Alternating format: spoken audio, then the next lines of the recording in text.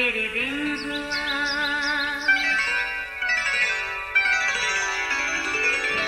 نیا پھر دن ہوا، پرانی رات کا کرے سو شکر ہم خدا کی ذات کا، خدا کی ذات کا نیا پھر دن ہوا۔ آج کی آیت: خدا بے انصاف نہیں جو تمہارے کام اور اس محبت کو بھول جائے جو تم نے اس کے نام کے واسطے اس طرح ظاہر کی کہ مقدسوں کی خدمت کی اور کر رہے ہو۔ عبرانیوں 6:10 آیت۔ عزیزو، لفظ خادم اردو زبان کا ایک عام سا لفظ ہے جس کا مطلب ہے خدمت کرنے والا، یعنی چھوٹے موٹے کام کرنے والا۔ کوئی بھی خود کو خادم کہلانا پسند نہیں کرتا، مگر مزے کی بات یہ ہے کہ لفظ خادم کی کلام مقدس میں بڑی اہمیت ہے۔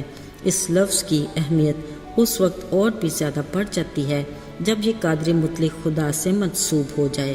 یسوع کے بارے میں کلام مقدس میں لکھا ہے کہ جلالی خدا نے خادم کی صورت اختیار کی، نہ صرف یہ بلکہ خادم بن کر اس کا عملی نمونہ بھی پیش کیا، جو ایک انوکھی اور لازوال مثال ہے۔ دراصل خدمت کا تعلق ہمارے دماغ یعنی ہماری سوچ سے ہوتا ہے۔ خدا کی نگاہ میں خدمت کرنے والے کی عظمت بہت ہے اور خدمت کا اجر بھی بڑا۔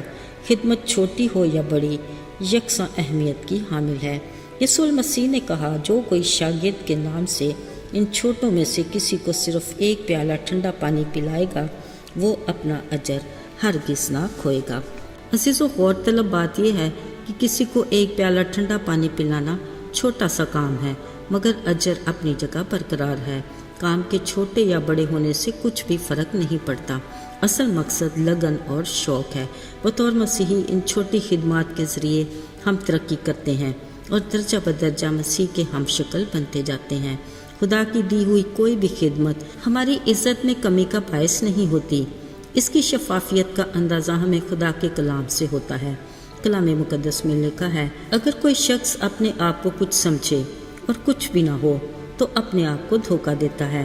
عزیزو، پالوس رسول کے بارے میں لکھا ہے کہ اس کو دیانتدار خادم کہا جاتا ہے۔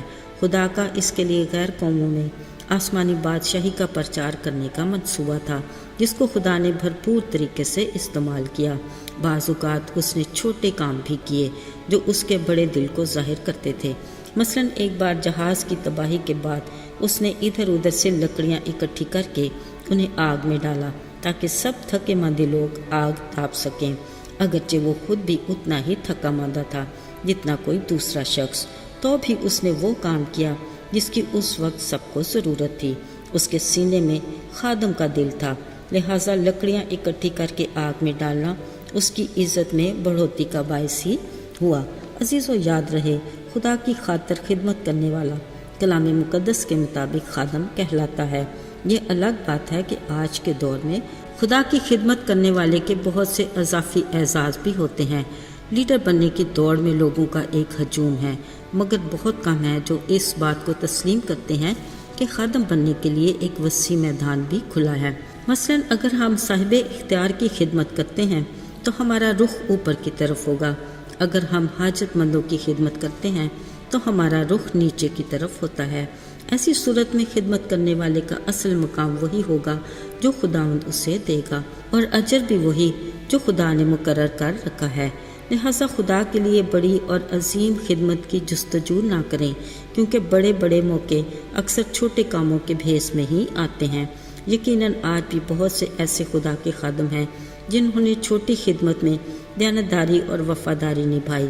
آج وہ خدا کے بڑے گلے کے چرواہے ہیں۔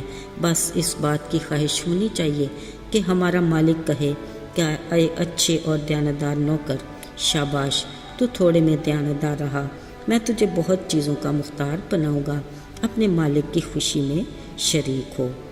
آئیے دعا کریں۔ مہربان جلالی آسمانی باپ، تو جو سر بلند ہے، تمجید اور ستائش کے لائق ہے، ساری عزت اور جلال تیرا ہے۔ شکر بجا لاتے ہیں کہ تیرے دروازے ہمارے لیے ہر وقت کھلے رہتے ہیں۔ تو زندہ خدا ہے، ہماری التجائیں سنتا ہے، تو با اختیار ہے، ہمیں جواب دیتا اور عطا کرتا ہے۔